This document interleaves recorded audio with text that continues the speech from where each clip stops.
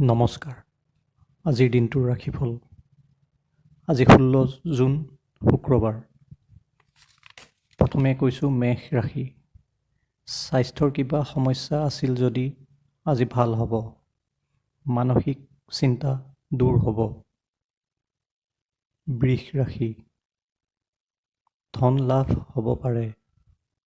নিজৰ কামক লৈ কিবা অসুবিধা আছিল যদি আজি দূৰ হ'ব। মিথুন ৰাশি। ব্যৱসায়ত লাভ হ'ব পাৰে। ফচি থকা ধন ঘূৰাই পাব পাৰে।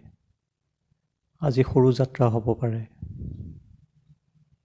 কৰ্কট ৰাশি। কেৰিয়াৰ সম্বন্ধীয় সমস্যা আজি দূৰ হ'ব। মানসিক চিন্তা দূৰ হ'ব। বহুতো পুৰণি সমস্যাৰ আজি সমাধান হ'ব। সিংহ ৰাশি। ধন লাভ হ'ব পাৰে। সম্পত্তি লাভৰ যোগ আছে। কন্যা ৰাশি। স্বাস্থ্য আপোনাৰ ভালে থাকিব। পৰিয়ালৰ কিবা সমস্যা আছিল যদি আজি দূৰ হ'ব। তুলা ৰাশি। আজি ধনৰ অযথা খৰচ হ'ব পাৰে। প্ৰেমত সফলতা পাব। ব্যৱসায়ত উন্নতি হ'ব। বৃশ্চিক ৰাশি।